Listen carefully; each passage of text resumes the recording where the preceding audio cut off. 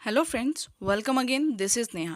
Friends, previous part में हमने periodic table start की है, जिसमें मैंने आपको एनसीईआरटी से एंड अदर बुक से जो जनरल ट्रेंड्स हैं या जनरल पीरियोडिक टेबल के बारे में किस तरह से वो इवॉल्व हुई, क्यों हम पढ़ते हैं और क्यों उनको अरेंज किया जाता है और किस बेस पे वो अरेंज्ड हैं, ये सब हमने डिस्कस किया। तो चलिए अब कुछ देखते हैं उस बेस पे, यानी कि जितना सा हमने पढ़ा था उसके बेस में पहले क्वेश्चंस करेंगे। आज की वीडियो में हम पहले क्वेश्चंस उस बेस में, देन ट्रेंड्स पढ़ेंगे, पीरियोडिक टेबल के ट्रेंड्स। तो देखिए फ्रेंड्स, प्रीवियस वीडियो में हमने डॉबर्नियर ट्रायड यानी कि डॉबर्नियर, मेंडलीव, न्यूलैंड, इन सब के बारे में एंड मॉडर्न पीरियोडिक टेबल इनके बारे में पढ़ लिया है। तो चलिए क्वेश्चंस डिस्कस करते हैं। उससे पहले देखिए एक बात और ध्यान रखना, लेवोजियर जो है उन्होंने क्या किया था, एलिमेंट्स को मेटल एंड नॉन मेटल में डिवाइड किया था। तो आप यहाँ से ये रीड कर सकते हैं। तो चलिए अब क्वेश्चंस।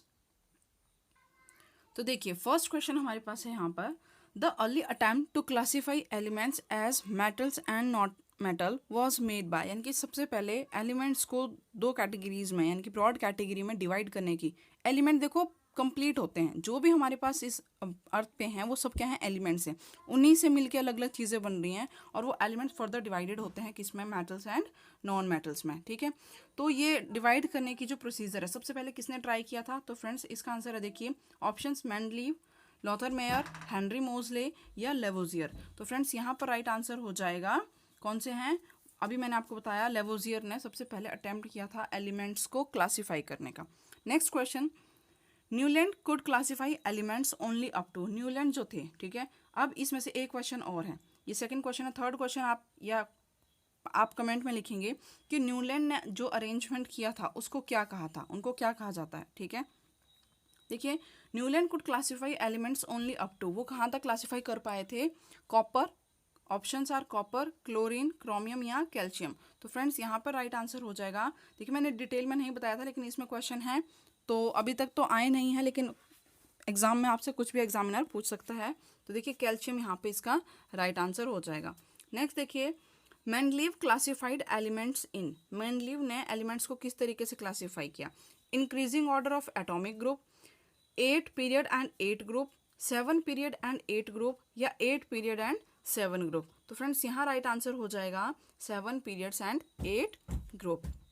नेक्स्ट देखिए, the long form of periodic table consist of, long form of periodic table consist of 7 period 8 group, 7 periods 18 groups या 8 पीरियड 18 ग्रुप या 18 ग्रुप पीरियड्स एंड 8 ग्रुप। तो यहाँ पर देखिए राइट आंसर है option B, 7 periods and 18 groups होते हैं किसमें, long form of periodic table या जिसे मॉडर्न पीरियोडिक टेबल भी कहा जाता है। ठीक है, तो यहाँ से क्वेश्चंस और भी कई सारे बन सकते हैं कि टेबल में, यानी कि एलिमेंट्स को अरेंज करने का काम पीरियोडिक फॉर्म में, कि सबसे पहले किसने ट्राई किया था, तो डॉबर्नियर हैं। ठीक है, फिर डॉबर्नियर ने जो अरेंजमेंट किया, क्वेश्चन है वो किस बेस पे था, मतलब उन्होंने कैसे अरेंज किया था, तो उन्होंने ट्राइड्स के फॉर्म में अरेंज किया था, 3 एलिमेंट्स जिनको 3 ट्राइड्स उन्होंने बनाए थे। अच्छा, नेक्स्ट क्वेश्चन इसमें आ जाता है न्यूलैंड का, मैंने आपसे पूछ लिया है। ठीक है, तो इस तरीके से क्वेश्चन बनते हैं। अब देखिए नेक्स्ट टॉपिक। तो फ्रेंड्स कल मैंने आपसे, यानी कि जो पार्ट 1 है उसमें मैंने आपसे प्रॉमिस किया था कि ये पीडीएफ आपको टेलीग्राम पर मैं शेयर कर दूंगी। तो इस पार्ट के अपलोड होते ही या इससे नेक्स्ट पार्ट क्वेश्चन वाला जब वो अपलोड हो जाएगा उसके होते ही आपको ये वीडियो मिल जाएगी, या आप यहाँ से रीड कर लें, और अगर टेलीग्राम नहीं है तो आप देखिए वीडियो पॉज करके यहाँ से स्क्रीन से रीड कर सकते हैं स्क्रीनशॉट लेके। तो ये इनमें डिटेल दे रखी है मेंडलीव की, देन डिफरेंट जो पीरियोडिक अरेंजमेंट करने की कोशिश की गई थी उनकी। ठीक है, यहाँ पर trends in modern periodic table, अब हम लोग ये डिस्कस करेंगे। ठीक है, trends in periodic table, modern periodic table में किस तरह के ट्रेंड्स फॉलो किए गए थे। तो फ्रेंड्स यहाँ पे मैं आपको इन शॉर्ट फॉर्म में ये बता रही हूँ, इस नोट से नहीं कवर करवा रही, ये आप खुद रीड कर लें। ठीक है, valency, atomic size, atomic number, ये सब मेटलिक करेक्टर कैसे फॉलो होते हैं ये हम लोग शॉर्ट में करेंगे। डिटेल के लिए आप यहाँ से रीड कर लें प्लीज़, ये देखिए। ठीक है, ये स्क्रीनशॉट आप ले सकते हैं। अब चलते बताती हूँ मैं आपको इनके trends. So before discussing trends, एक बार ज़रा देख लेते हैं इनको हम लोग याद किस तरीके से रखें।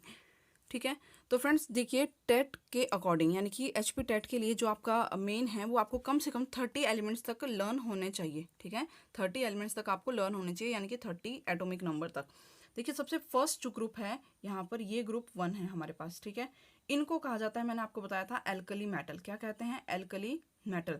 और कौन इनको और क्या कहा जाता है इन फर्स्ट और सेकंड ग्रुप को? S group metals. ठीक है, तो देखिए याद करने की ट्रिक, एच फॉर, यहाँ पे देखो इस तरह से कई आपको यूट्यूब में मिल जाएंगे, हलीना की रूबी से फ्रेंडशिप। ठीक है, एच फॉर हलीना, एच फॉर हलीना, देखो तीनों को मिला के नाम बनाया है हलीना। के से की, रूबी से फ्रेंडशिप, या यहाँ पर कई जगह आपको ऐसे भी मिलेगा, हलीना की रब से फरियाद। तो ये हो गया ग्रुप 1 लर्न करने की ट्रिक। ग्रुप 2 देखिए, ग्रुप 2 को आप कैसे याद कर सकते हैं? ये है बी, एम जी, सी ए, स्ट्रॉन्शियम। ठीक है, फिर B A, then R A. तो इनके लिए देखिए क्या नाम है, कैसे याद किया हुआ है? बेटा मांगे कार स्कूटर बाप राजी। ठीक है, बेटा मांगे कार स्कूटर बाप राजी, ये हो गया ग्रुप 2। अब देखिए यहाँ पर लास्ट ग्रुप सबसे पहले, ठीक है, ये इंपॉर्टेंट है, लास्ट को क्या कहा जाता है? Noble gases. और इनको याद करने के लिए क्या ट्रिक है हमारे पास? तो अलग अलग जगह आपको डिफरेंट यहाँ पे ट्रिक दिख जाएगी। ठीक है, इसमें देखिए फ्रेंड्स, यहाँ पे क्या हमने बनाई है, ये हीना, नीना और करीना। ठीक है, हीना, नीना या नैना आप कह लीजिए, और करीना का एक्सरे, इन दोनों को मिला के क्या है? एक्सरे। ठीक है, एक्स और आर एन से। ठीक है, जिनॉन और रेडॉन को क्या नाम दिया? एक्सरे। ठीक है, अच्छा ग्रुप 17 को देखिए, ग्रुप 17 किस तरह से याद करेंगे? तो देखिए फ्रेंड्स, ट्रेंड्स जो हैं अब हम डिस्कस कर रहे हैं। देखिए मैंने यहाँ पे शॉर्ट में बिल्कुल इनको लिख लिया है। देखिए सबसे पहले आता है हमारे पास नंबर ऑफ शेल्स। ठीक है, कोई भी जो एलिमेंट है जब उसमें हम लोग ये इलेक्ट्रॉन फिलिंग करते हैं तो समझते जाना, यहाँ मैंने ये ग्रुप लिख रखा है। ठीक है, ये अलोंग द ग्रुप हो गया और ये अलोंग पीरियड हो गया। ठीक है, यानी कि पीरियड एंड ग्रुप के अकॉर्डिंग इन किस तरह से प्रॉपर्टीज चेंज होती हैं, ये हमारी प्रॉपर्टीज हैं। देखिए number of shells going down the group. ठीक है, अलोंग ग्रुप क्या होता है? नंबर ऑफ शेल्स क्या करते हैं? इंक्रीज करते हैं। नंबर ऑफ शेल क्या होते हैं? इंक्रीज, जबकि पीरियड में नंबर ऑफ सेल क्या रहते हैं? सेम रहते हैं। नेक्स्ट देखिए atomic size. Atomic size group में, ग्रुप कौन सा है? ये हमारे पास पीरियोडिक टेबल है। ठीक है, जब हम नीचे जाते हैं एटॉमिक साइज क्या करेगा? इंक्रीज करेगा। क्यों? क्योंकि हर इलेक्ट्रॉन जो है न्यू ऑर्बिटल में जाते रहते हैं। ठीक है, तो एटॉमिक साइज इंक्रीज करेगा और अलोंग पीरियड एटॉमिक साइज क्या होता है? डिक्रीज होता है। नेक्स्ट प्रॉपर्टी देखिए, फर्स्ट सेकंड थर्ड प्रॉपर्टी हमारे पास वैलेंस इलेक्ट्रॉन्स। वैलेंस इलेक्ट्रॉन भी अलोंग अ ग्रुप क्या रहते हैं? सेम रहते हैं, जबकि पीरियड में ये वैल्यू चेंज होती रहती है। ठीक है, पहले अप फिर डाउन, यानी कि आपने देखा होगा 1 2 3 4 मैक्सिमम वैलेंसी, फिर दोबारा से 5 नहीं होती। ठीक है, फिर क्या होती है? दोबारा से 3 2 1, इस तरीके से वैलेंसी होती हैं। तो along a period valency keep on increasing and decreasing, जबकि ग्रुप में वैलेंसी जो है डाउन द ग्रुप क्या रहती है? सेम रहती है। सॉरी, क्या रहते हैं? सेम। वैलेंस इलेक्ट्रॉन्स की बात हो रही है। ठीक है, सेम उसी तरीके से देखिए वैलेंसी क्या होगी अब, क्योंकि वैलेंस इलेक्ट्रॉन कम ज़्यादा हो रहे हैं तो सेम वैलेंसी भी क्या होगी? अलोंग अ ग्रुप, ग्रुप में तो वैलेंसी सेम रहती है, जबकि अलोंग पीरियड क्या होगी? Increasing and decreasing character show करेगी। नेक्स्ट देखिए आयनाइजेशन पोटेंशियल। आयनाइजेशन पोटेंशियल से क्या मतलब है यहाँ पर? यानी कि उसकी आयनाइजेशन एंथैल्पी किस तरीके की होगी। तो आयनाइजेशन एंथैल्पी से मतलब है कि जैसे कोई एलिमेंट है, ठीक है, वो आयन बनने के लिए कितना रेडी है, यानी कि आपको एनर्जी देनी पड़ेगी उससे या खुद एनर्जी बाहर आएगी। ठीक है, कितनी आसानी से हम उससे इलेक्ट्रॉन बाहर निकाल सकते हैं। तो अलोंग डाउन द ग्रुप, ठीक है, जैसे हम ग्रुप में डाउन जाते हैं आयनाइजेशन पोटेंशियल या आयनाइजेशन एंथैल्पी क्या होती है? डिक्रीज होती है। क्यों डिक्रीज होगी? देखिए डाउन द ग्रुप जा रहे हैं तो साइज क्या हो रहा है? बड़ा होता जा रहा है। ठीक है, पहले ये न्यूक्लियस है, यहाँ इलेक्ट्रॉन है, फिर यहाँ है, फिर यहाँ है, तो जितना ज़्यादा डिस्टेंस बढ़ेगा तो इन दोनों के बीच में देखो फोर्स क्या होगा? उतना डिक्रीज होता जाएगा। इससे जो है आउटर शेल से इलेक्ट्रॉन निकालना उतना ही आसान होता जाता है। ठीक है, इसीलिए आयनाइजेशन पोटेंशियल यानी कि आयनाइजेशन एंथैल्पी भी डिक्रीज होती जाती है। यानी कि अब हमें उसे आयन बनाने के लिए हमें मतलब इसमें ज़्यादा जोर नहीं लगाना पड़ेगा कि यहाँ से एक इलेक्ट्रॉन लेना है तो ये हमें रोकेगा नहीं, कहेगा ले जाओ भाई, बड़े आराम से ले जाओ। ठीक है, जबकि अगर साइज छोटा होता तो ये कहता मेरे पास पहले ही कम इलेक्ट्रॉन है, मैं नहीं दूंगा। ठीक है, तो उस केस में क्या होती है? आयनाइजेशन एंथैल्पी ज़्यादा होती है। तो देखिए क्योंकि अलोंग अ पीरियड साइज क्या होता है, देखो एटॉमिक साइज जो है अलोंग पीरियड क्या होता है, डिक्रीज, इसलिए आयनाइजेशन पोटेंशियल क्या होती है, इंक्रीज, क्योंकि साइज छोटा होता जा रहा है ना, तो उसके पास इलेक्ट्रॉन और पास आ रहे हैं। अब वो कहेगा वो इतनी आसानी से अपनी चीज़ नहीं देगा, यानी कि आसानी से इलेक्ट्रॉन लूज नहीं करेगा। नेक्स्ट देखिए आप इलेक्ट्रॉन एफिनिटी। इलेक्ट्रॉन एफिनिटी का क्या मतलब होता है, देखिए एफिनिटी से यहाँ मतलब है, एफिनिटी किसको यहाँ पे बता रहा है, ये कहता है एनर्जी रिलीज, यानी कि या तो कह लो एनर्जी कितनी रिलीज हुई है ना जब उसने इलेक्ट्रॉन गेन या लूज किए, या tendency to accept the electron. तो एग्जैक्ट इसके लिए क्या वर्ड है, देखिए एफिनिटी क्या है, tendency to accept an electron. अब टेंडेंसी क्या है, क्षमता है भाई उसकी इलेक्ट्रॉन को एक्सेप्ट करने की टेंडेंसी कितनी है, समझ रहे हैं।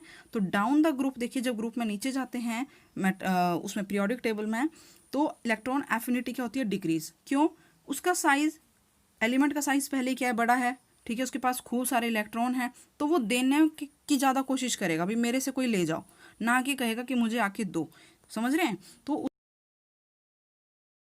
उसकी इलेक्ट्रॉन एफिनिटी भाई वो, तो down the group electron affinity क्या होती है, डिक्रीज होती है। क्यों, क्योंकि आयनाइजेशन पोटेंशियल क्या हो रहा है, डिक्रीज हो रहा है, ठीक है। जब आयनाइजेशन एंथैल्पी डिक्रीज हो रही है, यानी कि वो पहले ही इलेक्ट्रॉन देना चाह रहा है, तो वो लेना क्यों चाहेगा, ठीक है, उसकी टेंडेंसी अट्रैक्ट करने की नहीं है, दूर भेजने की है।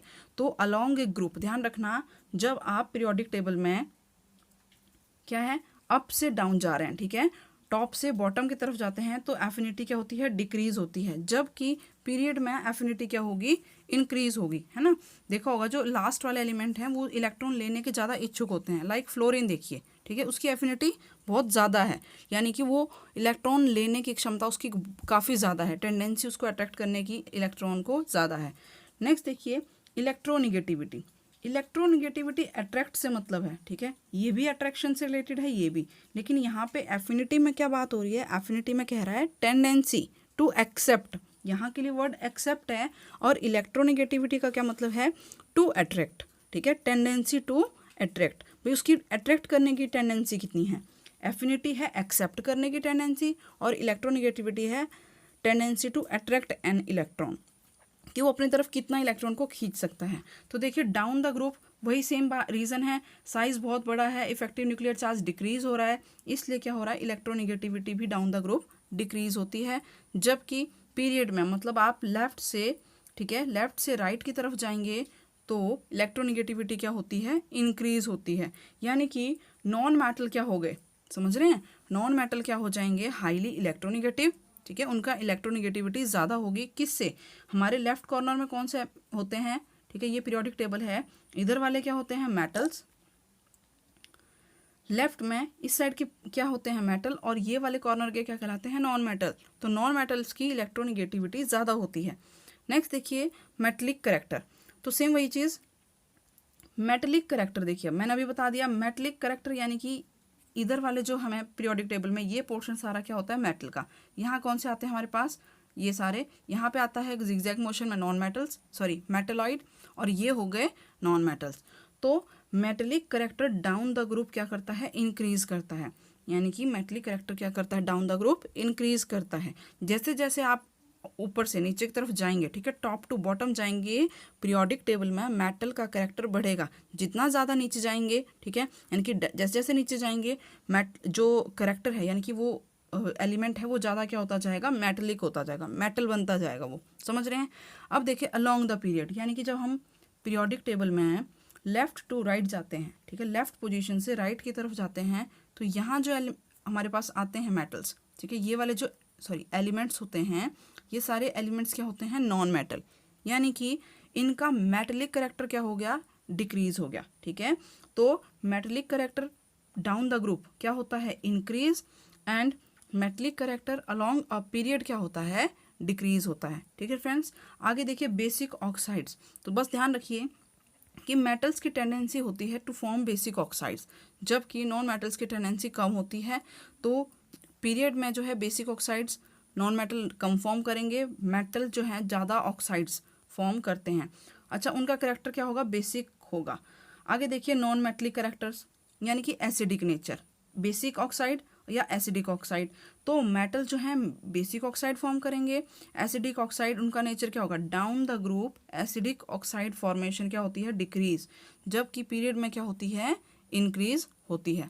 ठीक है, तो फ्रेंड्स ये थे कुछ ट्रेंड्स। नेक्स्ट पार्ट में करेंगे कुछ इंपॉर्टेंट क्वेश्चन।